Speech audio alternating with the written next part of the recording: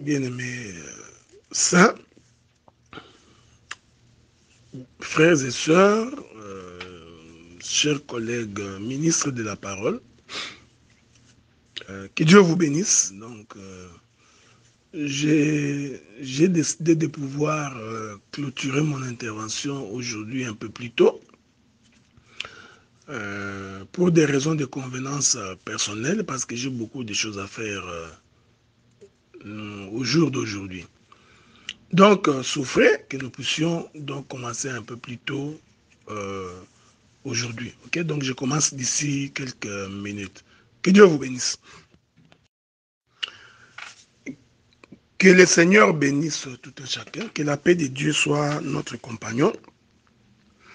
Que la paix de Dieu nous dirige et qui nous donne, qui nous montre le chemin de sa sainteté. Je vais donc mettre un point-virgule aujourd'hui en ce qui concerne mon intervention sur Jérusalem qui tue le prophète, qui tue les prophètes.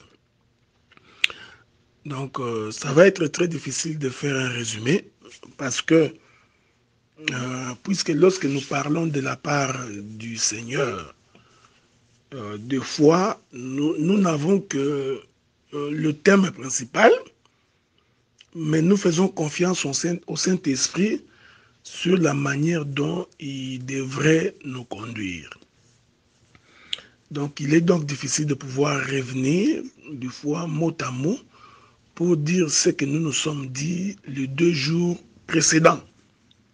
Mais il est possible que pendant mon intervention, pendant ma marche, que je touche 1 ou 2 éléments de ce que j'avais déjà évoqué.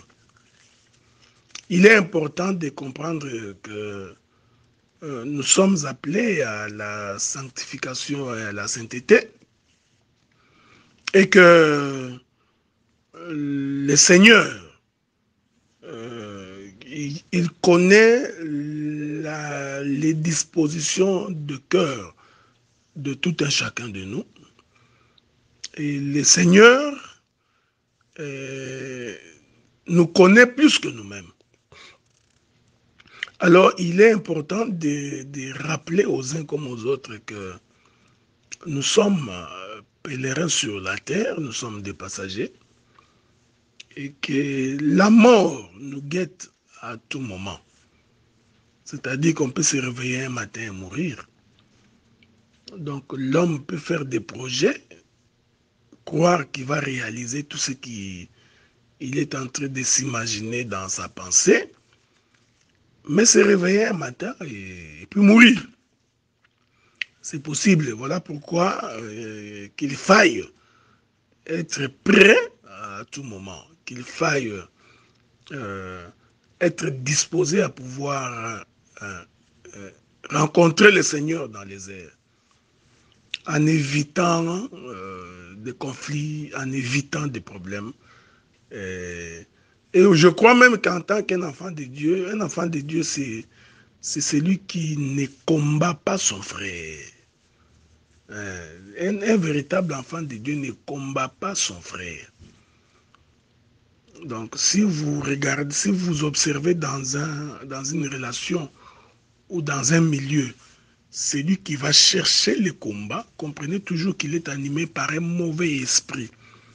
Celui qui passe son temps dans des critiques, celui qui passe son temps à pouvoir insulter sans cause, celui qui passe son temps à diffamer son frère, alors qu'il n'a même pas eu le temps de parler ouvertement avec son frère, comprenez tout simplement que c'est quelqu'un qui est possédé par un mauvais esprit, donc il faudrait une délivrance. Voilà pourquoi généralement, donc, nous n'avons pas l'habitude de nous plaindre, nous n'avons pas l'habitude de venir dire des choses à propos de nos frères ou de nos sœurs. Ça n'a jamais été dans nos habitudes, bien au contraire, nous passons notre temps à nous justifier sur les accusations que beaucoup portent sur nous, sans nous connaître véritablement. Et vous devriez savoir, bien-aimés saints, puisque nous sommes en train de conclure, vous devriez savoir qu'un homme de Dieu devrait être un homme constant, un homme discipliné, un homme qui est prêt à défendre ses convictions, un homme qui ne cajole pas les péchés. Parce qu'aujourd'hui, quand on est rigoureux vis-à-vis des péchés, vous entendrez des propos du genre « lui se croit plus saint », lui croit qu'il ne pêche pas, nous sommes tous faibles, nous sommes dans la chair. Nous considérons que ce genre de langage, ce sont des langages des gens qui se plaisent dans le péché. Et la rigueur devrait être très stricte pour les prédicateurs, beaucoup plus stricte pour les prédicateurs. On ne peut pas laisser un prédicateur menteur, on ne peut pas laisser un prédicateur cupide, un prédicateur impudique, un prédicateur voleur, un prédicateur haineux, c'est tenir devant le peuple et parler. Donc cela y va de la vie du peuple. Que Dieu vous bénisse. C'était là une petite exhortation. Rentrons donc dans notre texte de base. Donc je ne voudrais pas perdre tout mon temps dans l'exhortation. Rentrons immédiatement dans notre texte pour pouvoir finir. L'Écriture dit, Jérusalem, Jérusalem, toi qui tues les prophètes qui te sont envoyés. Voilà, j'aime ces choses. Qui tuent les prophètes qui te sont envoyés. Combien de fois ai-je voulu te rassembler comme une poule rassemble ses poussins sous ses ailes? Tu n'as pas voulu. Je ne suis pas ici pour expliquer la poule, ok? Donc ce n'est pas ça l'objet de mon intervention. Je récupère ces petits bouts de mots que le Seigneur a utilisés.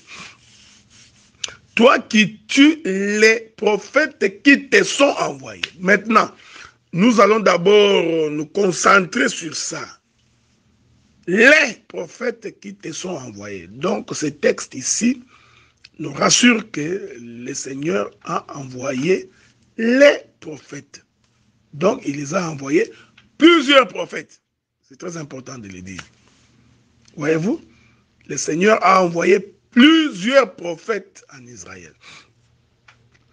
Remarquez maintenant que lorsque Israël était en Égypte, parce qu'Israël est devenu une nation par Jacob, alors il s'est retrouvé en Égypte. En se retrouvant en Égypte, force est de constater que tout le temps qu'Israël était en Égypte, il n'y a eu apparition d'aucun prophète. Donc aucun prophète n'est apparu tant qu'Israël était en Égypte.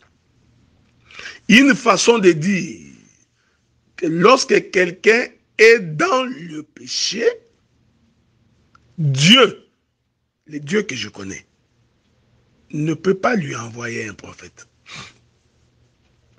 Quand l'homme est dans le péché, le premier souci de Dieu, il faudrait premièrement que l'homme quitte la vie du péché. Donc le travail de Dieu en premier va consister à retirer l'homme de l'esclavagisme, à retirer l'homme du péché. Ensuite, Dieu pourra lui envoyer des prophètes pour l'aviser ou pour l'instruire. Que Dieu vous bénisse.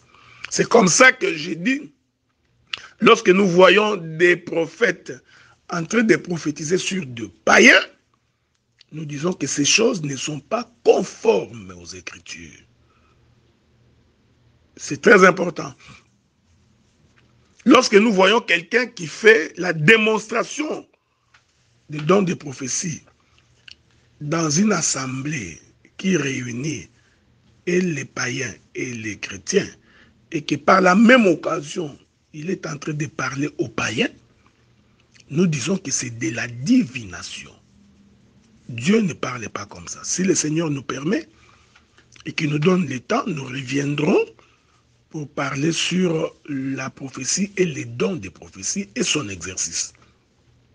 Parce qu'aujourd'hui, beaucoup de devins sont devenus prophètes. Ou alors, il y en a beaucoup qui ont les dons des prophéties, mais qui n'en saisissent pas comment cela s'exerce. Donc, Israël n'a pas connu un prophète tant qu'il était en Égypte. Voilà pourquoi, quand le Seigneur envoie Moïse, la première mission de Moïse, c'était d'abord qu'Israël puisse sortir de l'Égypte. Et quand Israël sort de l'Égypte, Dieu va donc faire alliance avec Israël au travers de Moïse. Israël va marcher avec Moïse et Israël va arriver dans le pays de Canaan. Une fois que Israël arrive dans le pays de Canaan, alors les prophètes commencent à apparaître. Que la paix de Dieu soit avec vous. Que Dieu vous bénisse. Donc les prophètes ont commencé à apparaître pour Israël lorsque Israël est entré dans le pays de la promesse. C'est une façon de dire que lorsque nous entrons dans l'évangile, lorsque nous entrons dans la parole, lorsque nous entrons dans la maison de Dieu, alors les prophètes commencent à apparaître. Mais écoutez, Matthieu dit ceci, Jésus dit, Jérusalem, Jérusalem, qui tue les prophètes qui te sont envoyés. Prenons les Écritures. Que Dieu vous bénisse. Que Dieu multiplie sa bonté sur votre vie et sur votre existence pour que vous vous approchiez de plus en plus du royaume des cieux et que vous avanciez pas à pas vers sa demeure. Regardez. Je vous avais dit hier que le Seigneur a fixé Israël le rendez-vous le matin du 3e jour. Et le matin de ce 3e jour, l'Écriture dit que le Seigneur est descendu sur une montagne. Au sommet de la montagne. Parce que l'Écriture dit que Dieu avait dit à Moïse que les sacrificateurs ne montent pas, que le peuple ne monte pas. Ok? Donc, il n'y a que Moïse qui était monté et Aaron. Donc, écoutez-moi bien, écoutez-moi bien. Quand vous lisez les textes noir sur blanc, le texte dit que le Seigneur est descendu. Mais il est descendu où? Il est descendu sur la montagne. Donc, en fait, le Seigneur n'était pas descendu. Ok? Que la paix de Dieu soit avec vous. C'est pourquoi nous disons, il faut toujours comprendre l'intelligence de l'Écriture. Parce que celui qui descend devrait descendre par terre. Il doit descendre sur la terre. Souvenez-vous de Job, lorsqu'il a appris que ses enfants sont morts. La Bible dit qu'il s'éleva de son siège, déchira son manteau. Il porta un sac et s'humilia. Il descendit par terre. Bon, vous savez que c'est le mouvement de notre Seigneur Jésus-Christ. Lorsque nous étions perdus dans Adam, c'est-à-dire lorsque nous sommes morts dans Adam, lorsque nous avions quitté le jardin d'Éden par Adam, le Seigneur, pour nous chercher, qu'est-ce qu'il fait? Il va donc quitter son trône. Hein, donc, c'est ça, Job qui enlève ses vêtements. Il va se raser, donc, il va donc se dépouiller de sa gloire. C'est ça, le rasage de Job. Il va porter un sac. Le sac là, c'est ce que le livre de Philippiens dit. Lui qui était égal avec Dieu n'a pas considéré comme une proie arrachée d'être semblable à Dieu. Il s'est dépouillé de sa divinité. Il est descendu en devenant comme... Donc, c'est ça le sac. Donc, le sac qu'il porte là, c'est pour devenir comme nous. Jusqu'à 6 millions et assimilant, jusqu'à la mort de croix. C'est ce que Job fait. Donc, Job est donc descendu. Il s'est couché par terre. Et les ulcères sont apparus et il a pris un rameau, je crois que c'est ça. Il a commencé à chasser les mouches qui prenaient, qui montaient sur, qui venaient piquer ses ulcères. Toutes ces choses-là, il y a tout un mystère à expliquer là-dedans. Il y a beaucoup de choses à dire. Donc, descendre, c'est descendre par terre. Mais observer la descente de Dieu, c'est très important. La Bible dit qu'il descendu, mais il ne descendu pas par terre. Il descendit sur la montagne, donc au sommet de la montagne. Nous comprenons qu'il n'était pas descendu par terre. Ok? Donc, cette descente-là au sommet de la montagne est une dispensation. C'est-à-dire qu'en réalité, Dieu n'était pas sorti de sa demeure. Pourquoi? Parce que nous considérons les sommets de la montagne comme étant les lieux très saints. C'est comme ça qu'il a dit à Moïse de dire au peuple de ne pas monter de peur qu'il ne meure. La femme samaritaine avait dit à Jésus, vous priez Dieu dans les temples, nous prions Dieu sur la montagne. Or, quand vous observez le temple, vous allez constater que le temple a 3 compartiments. Le temple a le compartiment qu'on appelle le lieu très saint.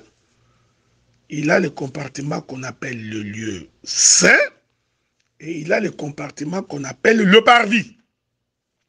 Vous comprenez que le parvis, c'est la partie extérieure du temple. C'est la partie où le peuple est en contact avec le tabernacle. Avez-vous remarqué ça? Donc, le lieu très saint, c'est la chambre de Dieu. C'est là où Dieu se cache. Donc, tant que Dieu est dans le lieu très saint, le peuple ne le voit pas, le peuple ne le rencontre pas. Donc, pour que le peuple le voie, il faut que Dieu quitte les lieux très saints, qu'il traverse les lieux saints, afin de se retrouver dans le parvis. C'est comme ça qu'il rencontrera les hommes. Que Dieu vous bénisse. Remarquez, observez. Or, cette disposition du tabernacle ou du temple, parce que c'est la même disposition, c'est exactement la disposition d'une montagne. La montagne a le sommet. Le psalmiste David l'a chanté plusieurs fois. Que le secours me vient de la montagne de l'Éternel. Moïse rencontre Dieu au sommet de la montagne. Vous voyez, c'est le lieu très saint. J'aurais bien voulu vous donner cette écriture-là. Si le Seigneur nous prête vie et qu'il nous accorde sa faveur. C'est très important. Donc, Exode chapitre 19, verset 20. Ainsi l'Éternel descendit sur la montagne de Sinaï. Sur le sommet de la montagne, l'Éternel appela Moïse sur le sommet de la montagne et Moïse monta. Donc, Dieu n'était pas descendu sur la terre. Voyez-vous, frère? Mais l'écriture noir sur blanc dit qu'il est descendu. Il faut bien comprendre. Il est descendu où? Au sommet de la montagne. Donc, il n'était pas descendu. Dieu était resté dans les lieux très saints. Or, quand Dieu reste dans le lieu très saint, l'homme ne peut pas être sauvé. L'homme du péché ne peut pas être sauvé. Que la paix de Dieu soit avec vous. Voilà pourquoi nous disons que le son de la trompette était confus parce qu'en réalité, le sonneur de la trompette n'était pas sorti. Souffrez que je fasse un demi-tour dans le jardin. Parce que j'ai toujours pensé qu'un bon prédicateur devrait avoir les yeux pour considérer toute la Bible dans le jardin. Je dis bien que toute la Bible est dans le jardin. Les restes des livres de la Bible, tout se trouve dans les jardins. Rentrons dans les jardins. L'Écriture dit que lorsque Adam a péché, Adam va fuir loin de la face de Dieu. Avez-vous remarqué ça? C'est-à-dire que Adam s'est déplacé. Dans un autre langage, Adam s'est éloigné de la présence de Dieu. C'est pourquoi en réalité, quand tout homme pêche, même si physiquement il est dans une église locale, mais spirituellement cet homme est éloigné de Dieu. Adam va fuir, il va aller se cacher au milieu des arbres du jardin. Ce n'est pas l'objet de notre intervention. L'Écriture dit, au soir, le Seigneur s'est mis donc à la recherche d'Adam. Qu'est-ce que vous voulez? Qu'est-ce qu'on comprend par là? C'est que le Seigneur est venu au lieu du rendez-vous. C'est-à-dire que le Seigneur était venu dans le lieu très saint. Il a trouvé qu'Adam n'était pas là. Que la paix de Dieu soit avec vous. Alors, la voix de Dieu commence à parcourir les jardins. C'était Dieu en déplacement. Comment a-t-il fait son déplacement? Suivez-moi bien. Il fait son déplacement passant du lieu très saint. Il passe par le lieu saint. Arrivé dans le lieu saint, il se rend compte que Adam n'est pas toujours là. Qu'est-ce qu'il fait? Il va aller les trouver au parvis. Parce que généralement, quand un homme a péché, c'est au parvis qu'il est entré, qu'il part se cacher pour obtenir la miséricorde de Dieu. Dieu est sorti. Je dis bien que Dieu est sorti. Vous voyez, ça c'est dans l'ombre. Hein? Vous verrez ça dans la réalité du corps. Donc Dieu est sorti avec un vêtement, la peau de l'animal, pour couvrir la nudité d'Adam.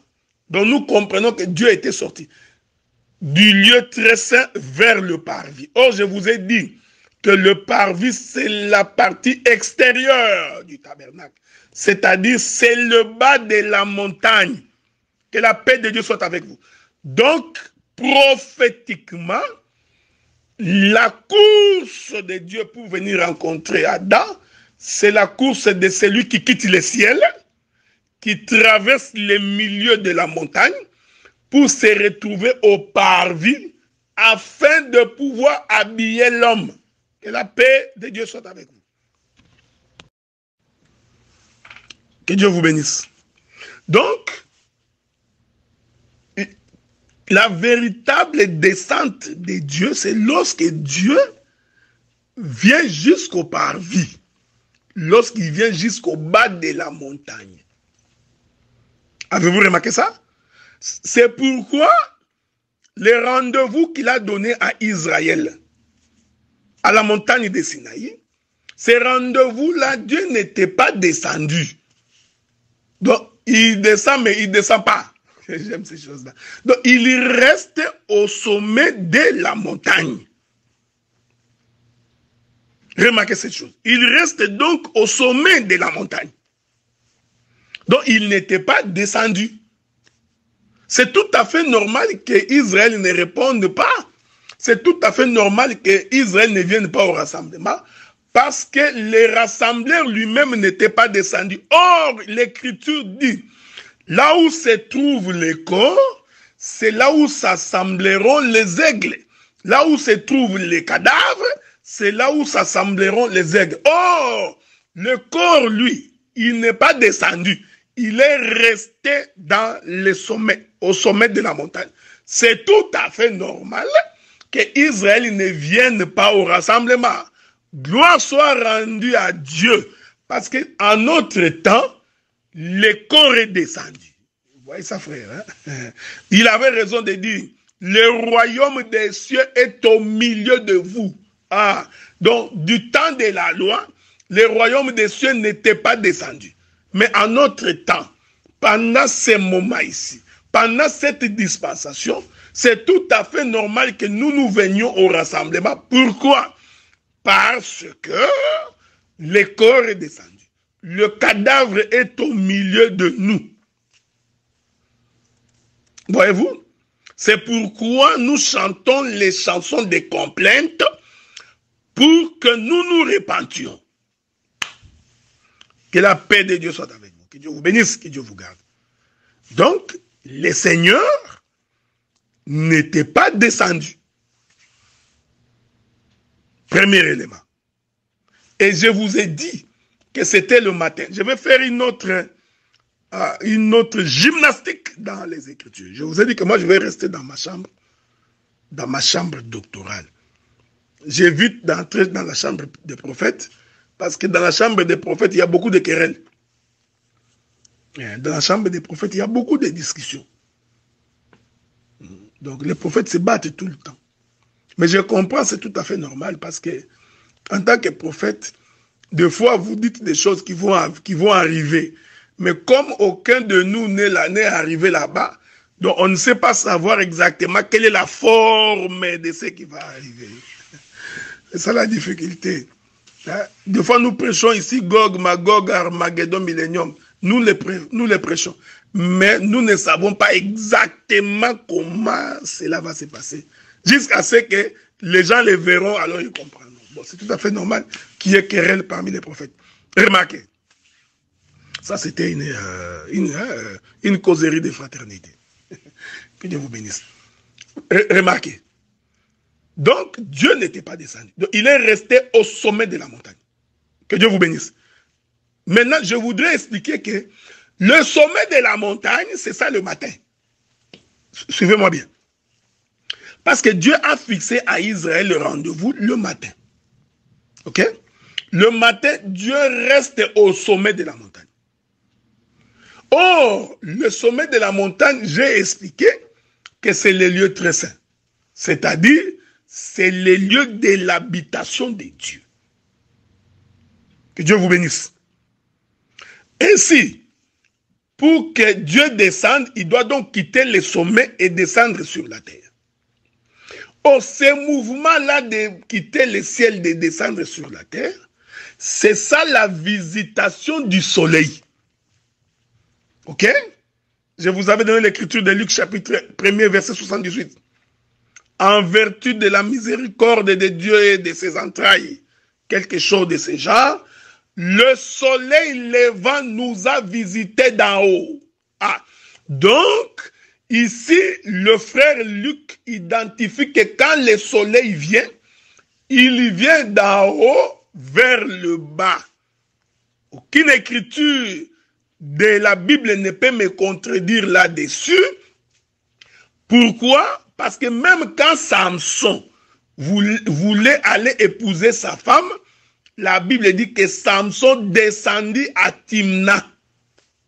Or, Timna, c'était le pays des Égyptiens, pardon, des Philistins. Donc, cette descente de Samson, c'est quelqu'un qui quitte le ciel vers la terre. Que Dieu vous bénisse. Que la paix de Dieu soit avec vous. L'écriture parlant de Jacob, l'écriture va dire, Jacob descendit en Égypte. C'est pourquoi même avant la mort de Joseph, Joseph dira à ses frères, le jour où le Seigneur vous visitera, vous emporterez avec vous. Donc, vous monterez avec vous mes os.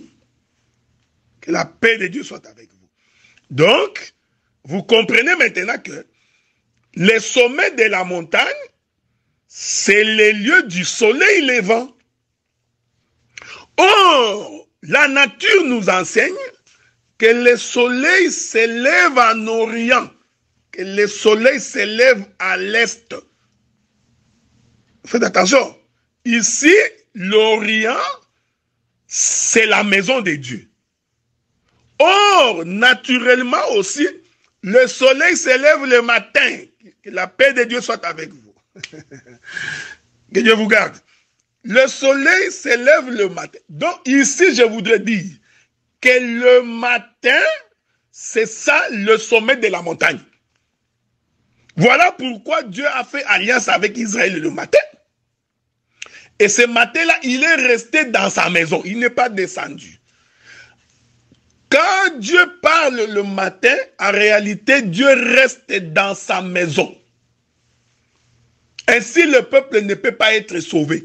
Pour que le peuple soit sauvé, il faut que Dieu descende au soir. C'est pourquoi quand le Seigneur est monté sur la croix, voyez-vous frère, la croix était élevée. C'est aussi le matin. Que Dieu vous garde, que Dieu vous protège. Hein? C'est aussi le matin.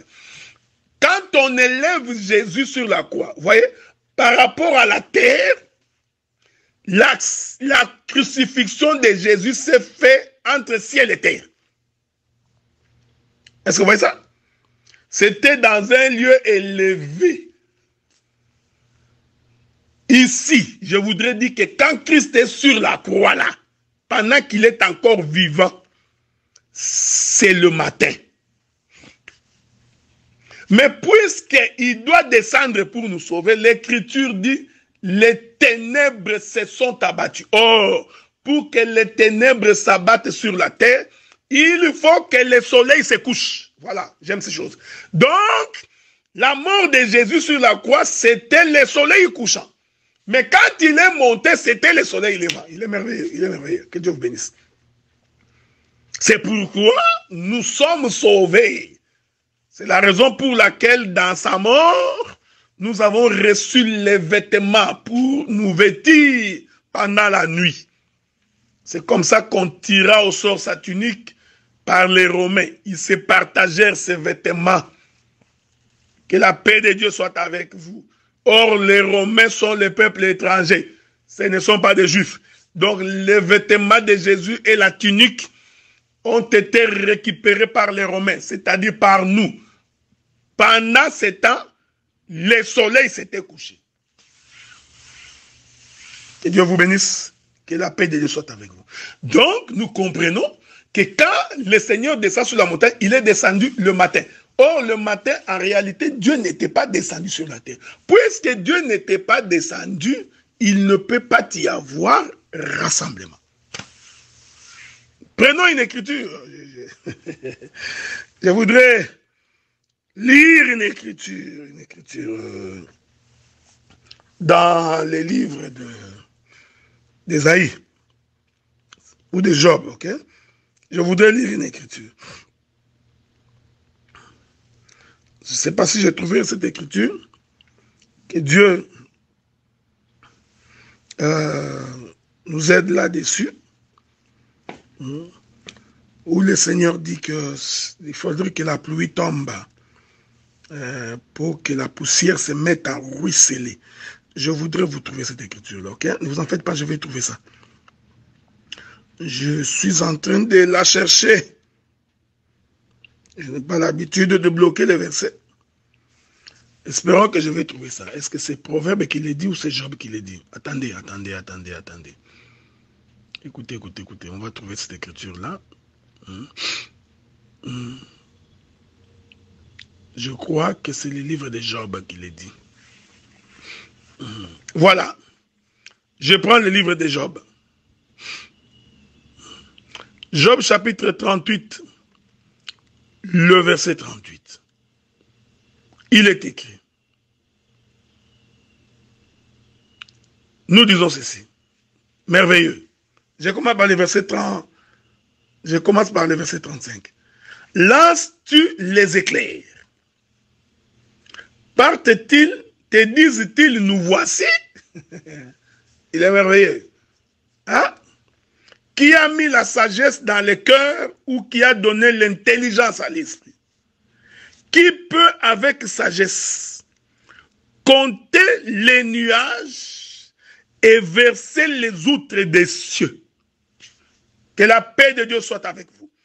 Pour que la poussière se mette à ruisseler et que les mottes de terre se collent ensemble. Voilà. Donc, pour qu'il y ait rassemblement, pour que les mottes de terre se collent ensemble, que la paix de Dieu soit avec vous. Voyez-vous, pour que la poussière se mette en déplacement, l'Écriture dit, il faut que les outres des cieux soient déchirées. Lorsque les outres des cieux se déchirent, alors la pluie, j'aime ça. Alors la pluie va tomber, pour qu'il y ait rassemblement. Or, si la pluie ne tombe pas, c'est-à-dire que si le Seigneur reste au sommet de la montagne, que Dieu vous visite, il n'y aura aucun déplacement. La poussière ne viendra pas au rassemblement. Israël, Israël, Jérusalem, Jérusalem, j'ai voulu te rassembler comme une poule qui rassemble ses poussins sous ses ailes. Tu n'as pas voulu. Non, bien-aimé dans le Seigneur. C'est Dieu qui a fermé le ciel. C'est-à-dire que la pluie, il est merveilleux, que j'ai des choses qui me viennent à l'esprit. Donc, en fait, Dieu n'était pas descendu. Pour qu'il descende, il faut que les outres des cieux se déchirent. Il est merveilleux. En se déchirant, la pluie va tomber. Ainsi, il peut y avoir rassemblement. Nous continuons notre marche. Nous continuons notre marche. Il est vivant. Le Dieu de paix, c'est lui qui nous soutient. Regardez, regardez. Observez très bien les Écritures. Donc, le matin, Dieu ne descend jamais. Donc, c'est un semblant de descente. Comme on dit à Lingala, netité. Donc, c'était un semblant de... Le matin, Dieu n'était pas descendu. On va lire quelques Écritures. Lisons maintenant quelques Écritures. Pourquoi le Seigneur dit, combien de fois ai-je voulu? Je t'ai envoyé, toi qui tues les prophètes qui te sont envoyés. Mais il se pose un problème. Les prophètes sont envoyés quand? Vous allez voir qu'en réalité, les prophètes n'avaient pas mis les pieds sur terre. Bon, prenons l'Écriture, parce que nous sommes dans l'Évangile éternel. Et dans l'Évangile éternel, nous apportons la révélation sur base de l'Écriture. Ok? Je voudrais prendre mon frère Jérémie. Je prends Jérémie.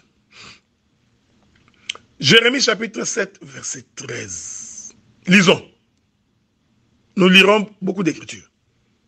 Maintenant, puisque vous avez commis toutes ces actions. Je suis dans Jérémie chapitre 7, verset 13. Puisque vous avez commis toutes ces actions, dit l'Éternel, puisque je vous ai parlé dès le matin et que vous n'avez pas écouté, puisque je vous ai appelé et que vous n'avez pas répondu. Vous voyez, frère, cependant, naturellement comme ça, Israël avait répondu à l'appel, non? Israël était bel et bien venu au rendez-vous de Sinaï. Mais Dieu considère qu'ils n'ont pas répondu à cet appel-là. Il est merveilleux. Vous comprenez maintenant? Je réponds. Ici, Jérémie, quand il parle ici, il est en train de voir la montagne de Sinaï. Il dit, puisque je vous ai parlé dès le matin. Donc, je vous ai dit que le matin, le soleil n'était pas descendu. Donc, Dieu parlait du haut de la montagne. J'aime ces choses. Dans la voix de l'Éternel,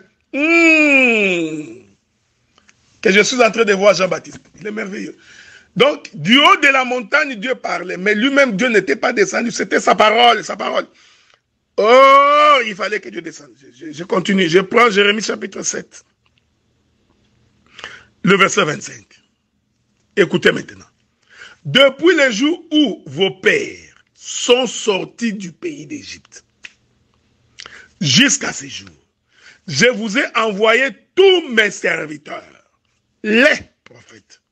Je les ai envoyés chaque jour dès le matin.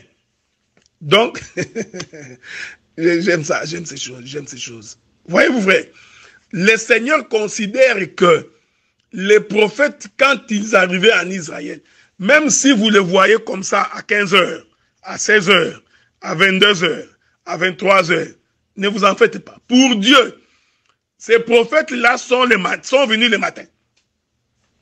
Oh, je vous ai fait comprendre que le matin, Dieu n'était pas descendu. Donc, même les prophètes, en réalité, n'étaient pas descendus. Voilà pourquoi Israël n'a pas cru. Tous les prophètes qui venaient, Israël ne croyait pas. C'est tout à fait normal parce que le salut, la croyance, voilà, c'est ce que la Bible dit. La foi vient de ce que l'on entend Et ce que l'on entend vient de la parole de Christ. Quand les prophètes viennent, ce n'est pas encore la parole de Christ. Je vous ajoute d'autres écritures parce que j'en ai légion. Jérémie chapitre 11, verset 7. Car j'ai averti vos pères. Jérémie 11, verset 7. J'ai averti vos pères depuis le jour où je les ai fait monter du pays d'Égypte. Ah, donc sortir de l'Égypte était une montée. Ok? Merveilleux. Jusqu'à ce jour, je les ai avertis tous les matins en disant, écoutez ma voix. Avez-vous remarqué cela? Je vous ajoute Jérémie chapitre 25, verset 4. Écoutez. Jérémie chapitre 25, verset 4. L'Éternel vous a envoyé tous ses serviteurs, les prophètes. Il les a envoyés dès le matin. Vous n'avez pas écouté. Vous n'avez pas prêté l'oreille pour écouter. Donc, quand Jésus dit que j'ai voulu vous rassembler, mais vous n'avez pas voulu, ce n'est qu'un langage. Le problème, c'est qu'il leur parlait le matin. Or, le matin, Dieu n'était pas descendu. Et comme Dieu n'était pas descendu, le peuple ne pouvait pas venir au rassemblement. Qu'est-ce que je voudrais dire? Je voudrais dire qu'il ne peut y avoir rassemblement que lorsque le Seigneur est au milieu de nous. Voilà pourquoi, quand vous lisez votre Bible, qu'il est écrit, là où 2 ou 3 sont réunis en mon nom, faites attention.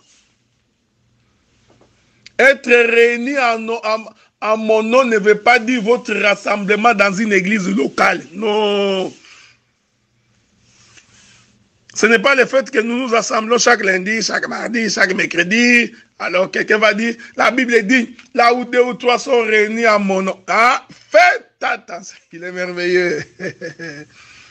Le rassemblement qui se fait au nom de Jésus, c'est lorsque le Christ est au milieu de vous. Lorsque Jésus est au milieu de vous, c'est alors que nous parlons du véritable rassemblement. Il faut que la pluie tombe. Et Christ au milieu de nous, je le dis et je le répète, c'est l'explication et l'interprétation de l'Écriture. Voilà pourquoi j'ai toujours confessé qu'un prédicateur sans révélation n'en est pas un. Un prédicateur, c'est quelqu'un qui doit être soufflé par le Saint-Esprit. Ce n'est pas un répétiteur du genre perroquet. Non, bien aimé dans le Seigneur. C'est quelqu'un qui donne la nourriture convenable au temps convenable, soufflé par le Saint-Esprit. Que la paix de Dieu vous visite. Est-ce que vous remarquez ça? Sans l'explication de l'Écriture, sans l'interprétation de l'Écriture, sans donner le véritable sens profond des Écritures, sans que le visage de Jésus ne soit dessiné dans l'Écriture, il n'est pas au milieu de vous. Donc pour qu'il y ait rassemblement, il faut obligatoirement que Christ descende au milieu de nous. Faisons une petite exhortation alors. Faisons une petite exhortation. Christ ne descend pas dans une contrée où c'est plein de péchés. Dans une assemblée remplie de péchés, les prédicateurs pêchent, personne ne dit un mot. J'ai vu des prédicateurs se battre, des prédicateurs s'insulter.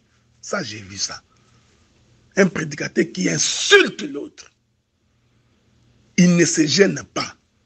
Bien aimé saint, des gens comme ça, il ne faut pas marcher avec eux. Les gens qui ont l'insulte facile dans la bouche, dès qu'il n'est pas d'accord avec toi, la meilleure façon c'est de t'insulter. Bien aimé, si un prédicateur a la capacité d'insulter aussi facilement, un prédicateur est rempli de haine, de mauvaise foi. Un prédicateur qui cherche la mort de son frère. combat son frère jusqu'à la mort, qui haït son frère, tout simplement son frère a une grâce supérieure à la sienne. Lorsque les prédicateurs commencent à s'empoisonner pour la grâce, bien aimé saint, il faut avoir le courage de dire que Dieu n'est pas avec ces gens-là. Ne pas faire semblant de marcher avec des gens comme ça.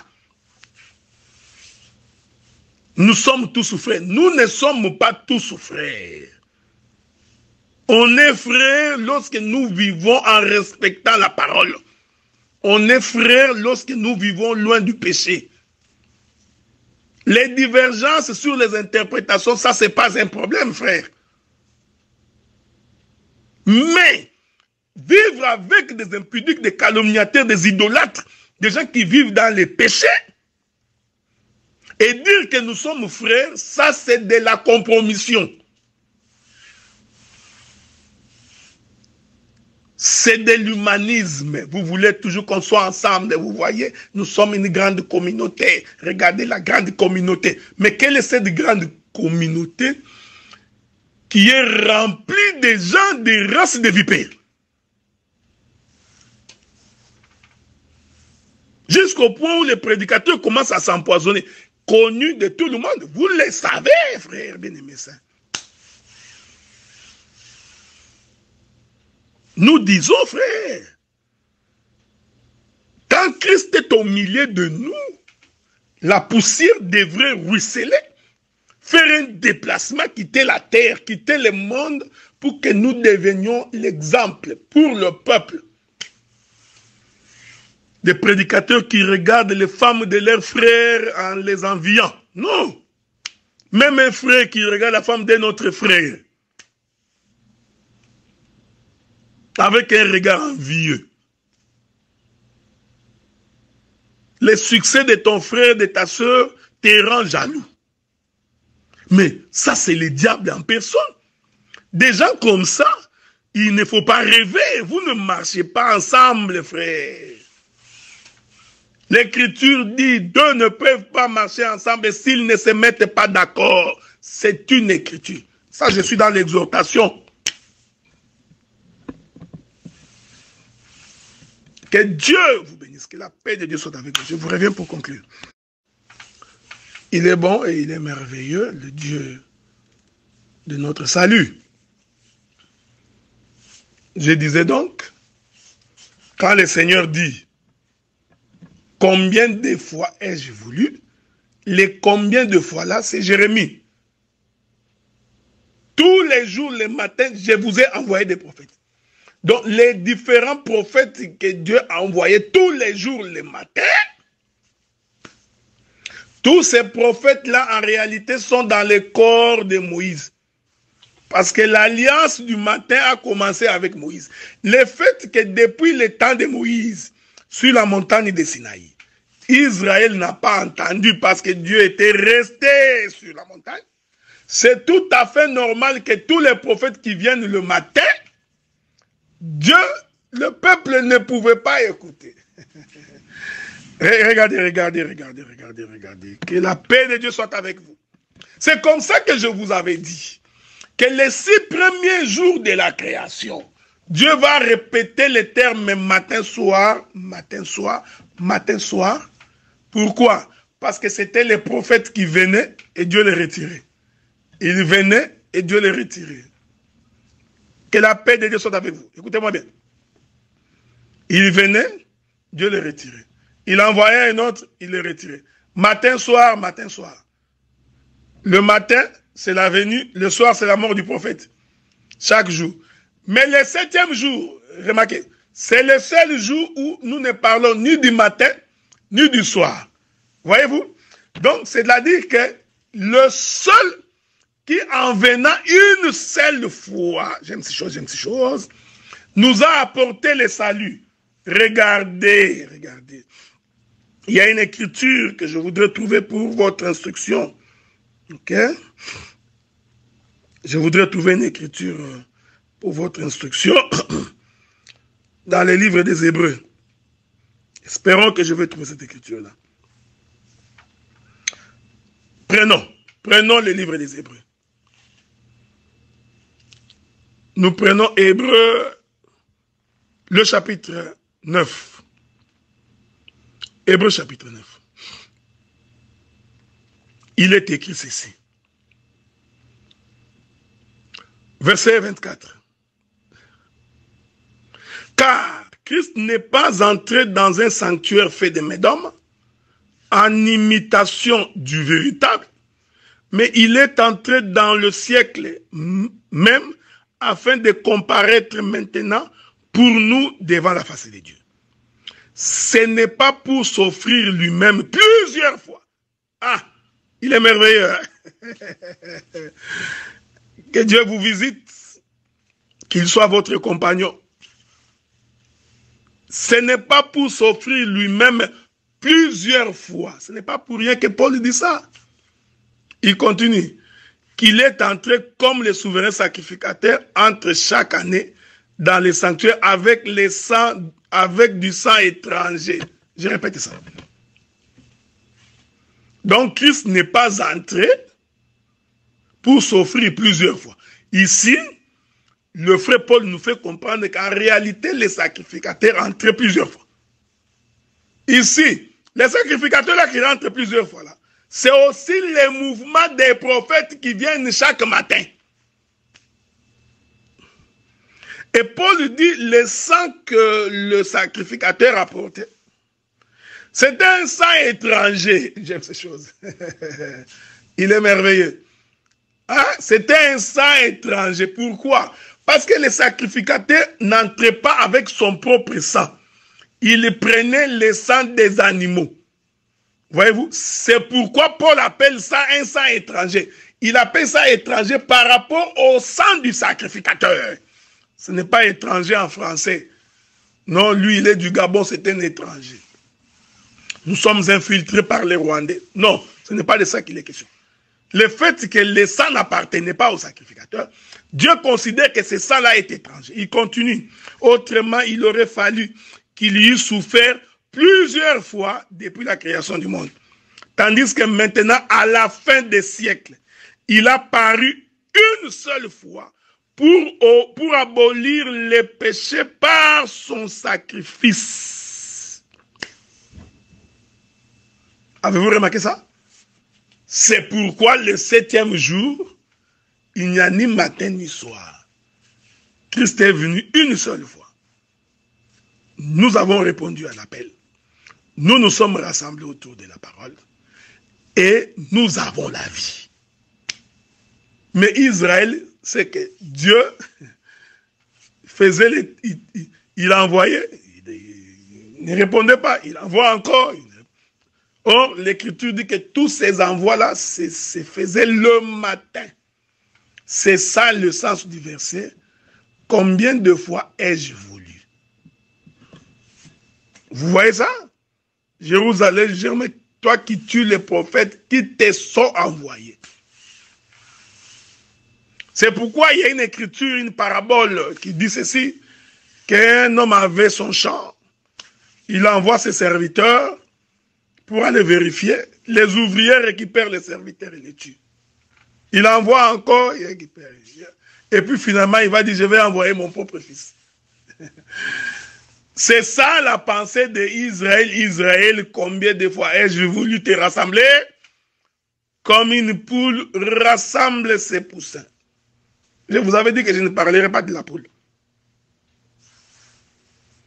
Mais tu n'as pas voulu. Que la paix de Dieu soit avec vous. Que le Seigneur vous bénisse. Telle a été mon intervention pendant ces 3 derniers jours. Et je suis en train d'espérer que le Seigneur vous bénira. Et qu'il apportera un plus à votre connaissance. C'est comme j'ai toujours dit. Nous n'avons pas la prétention d'avoir la connaissance de toute la Bible. Nous n'avons pas non plus la prétention que nous sommes au-dessus de tout le monde. Nous ne croyons même pas cela. Nous ne croyons pas non plus que nous connaissons plus que tous. D'ailleurs, nous sommes considérés comme étant le plus petit dans cet évangile. Du moins pour notre génération, nous sommes les plus petits. Il est possible que dans mes propos, que je n'ai pas rencontré tes attentes. C'est possible. Mais comprenez que ce n'est pas moi, c'est le Seigneur. Il pouvait y avoir beaucoup de brèches, beaucoup de portes que nous pouvions également exploiter. Mais nous avions préféré rester sur la pensée de cette écriture-là pour attester que le Seigneur Jésus-Christ est Dieu. Parce que dans Jérémie, c'est lui qui est en train de dire que j'ai voulu vous rassembler, que vous n'avez pas écouté, c'est Dieu. Alors quand Christ va répéter la même pensée, la même expression, mais autrement, c'était pour dire à Israël que je suis votre Dieu. Voyez-vous, donc, c'est de cette manière qu'on explique la divinité. Donc, un témoin de Jéhovah, comme c'est un scribe, c'est un lettré, il aura des difficultés, il va dire, mais c'est écrit ici, fils de Dieu, voyez-vous. C'est pourquoi nous croyons que sans la révélation, on ne peut pas comprendre ces choses. Jésus avait raison de dire à Pierre, ce n'est ni la chair, ni le sang qui t'ont révélé ces choses. C'est mon Père dans les cieux. Donc il a compris que pour comprendre cela, il faut que le Saint-Esprit t'apporte la révélation.